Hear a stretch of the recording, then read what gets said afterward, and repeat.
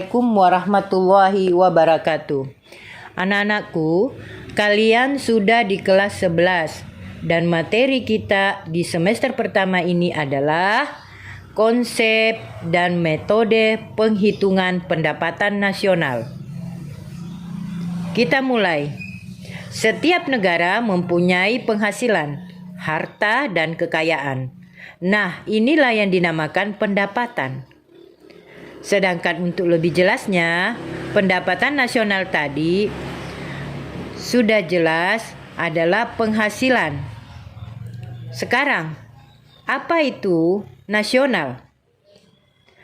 Nasional adalah semua anggota masyarakat dalam suatu negara. Nah, pendapatan nasional adalah, diperhatikan ya pengertiannya, pendapatan nasional adalah seluruh pendapatan yang diterima oleh berbagai anggota masyarakat dalam satu negara dengan waktu tertentu. Mengapa ada kata waktu tertentu? Karena pendapatan atau penghasilan suatu negara biasanya akan dihitung dalam 1 tahun. Nah, 1 tahun inilah yang dimaksud dengan waktu tertentu. Sekarang kalian lihat lagi buku yang sudah diberi dari sekolah. Judul materi kita itu ada di dalamnya beberapa konsep. Konsep apa dalam pendapatan nasional? Yang pertama adalah produk domestik bruto atau disingkat PDB. Apa itu PDB? PDB adalah barang dan jasa yang dihasilkan oleh masyarakat dalam suatu negara, baik dia warga negara asli maupun warga negara asing. Kalau di Indonesia diistilahkan WNI dan WNA.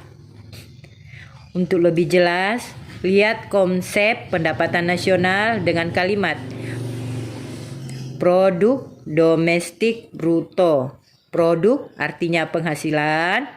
Domestik adalah dalam satu wilayah, artinya semua masyarakat dalam satu wilayah. Sedangkan bruto artinya kotor. Apa sih bruto itu? Ibu jelaskan di sini ya. Misalnya di rumah ayah kalian memperoleh gaji 3 juta. Dan gaji utuh inilah yang disebut dengan bruto. Kenapa disebut bruto atau kotor? Karena belum dipotong untuk membayar cicilan rumah, utang, dan lain-lain. Atau untuk membayar kewajiban yang harus dibayar. Tapi kalau sudah dibayar semuanya, contohnya utang-utangnya ayahmu tinggal 1 juta. Berarti yang 1 juta ini namanya penghasilan bersih. Nah, jadi yang pertama dia terima itu namanya gaji bruto. Penghasilan kotor artinya masih ada di dalamnya yang harus dibersihkan. Paham ya? Sudah. Untuk konsep yang kedua, dalam pendapatan nasional ada yang disebut dengan produk nasional bruto. Ini yang kedua ya.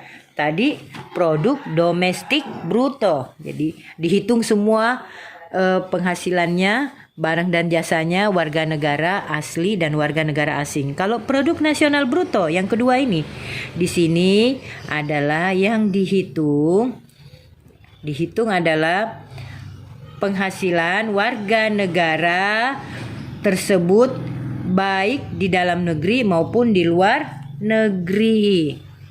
Paham maksudnya di sini? Artinya gini, jika ada warga negara dalam satu negara itu bekerja di luar negeri, karena dia masih KTP-nya orang dalam negeri kita, contohnya TKW, TKI, penghasilannya itu dihitung oleh negara. Inilah yang dimaksud dengan konsep produk nasional bruto. Jadi tidak ada uangnya warga negara asing yang dihitung. Ya, sudah.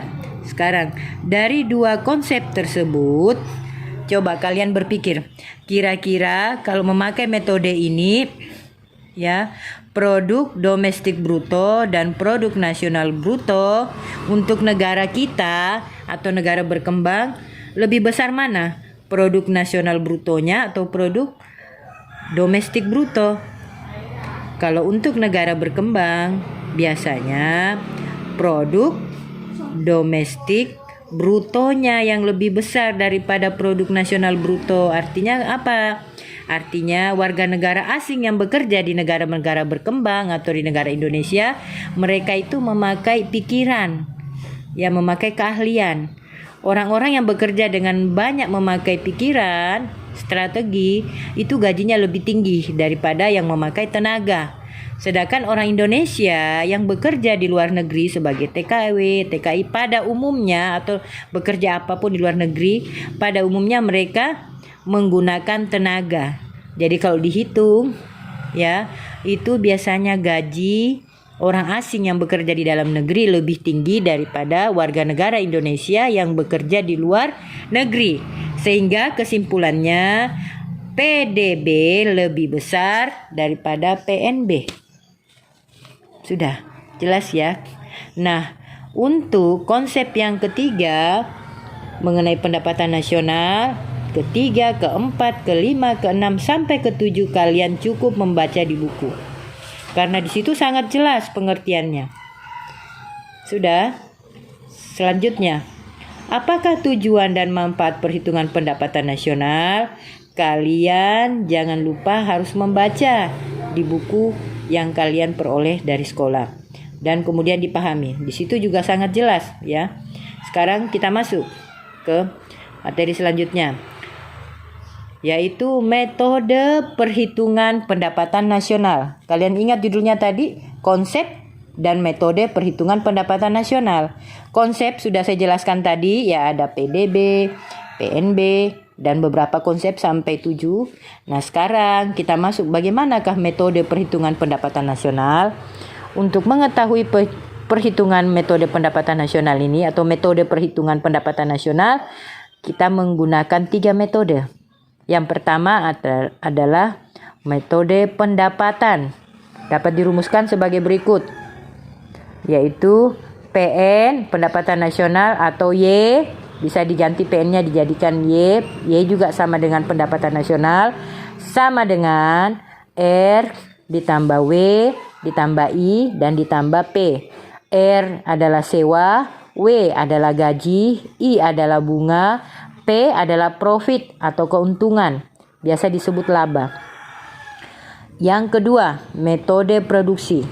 Metode produksi di sini kita lihat cara menghitungnya adalah YY, yaitu pendapatan nasional sama dengan Q1 ditambah P1, kemudian dalam kurung Q1 dan P1 ditambah lagi dalam kurung Q2 tambah P2 dalam kurung, kemudian ditambah lagi dan seterusnya.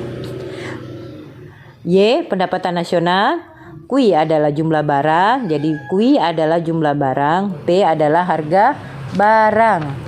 Sekarang metode yang ketiga.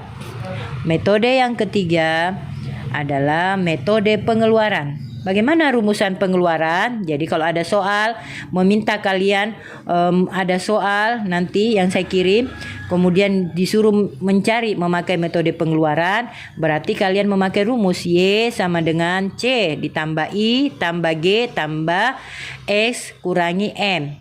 C adalah konsumsi, I investasi, G pengeluaran pemerintah, S dan M pengeluaran masyarakat. Nah, sekarang X-nya itu ekspor, M-nya adalah impor. Untuk lebih jelasnya, Ibu akan beri kalian tugas yang kalian dapat baca soal tersebut di classroom. Dan jangan lupa dijawab. Jika ada sesuatu yang kurang jelas ya, misalnya dalam hal kalian mengerjakan soal nanti, kalian bisa bertanya kepada Ibu lewat WA pribadi Ibu. Oke?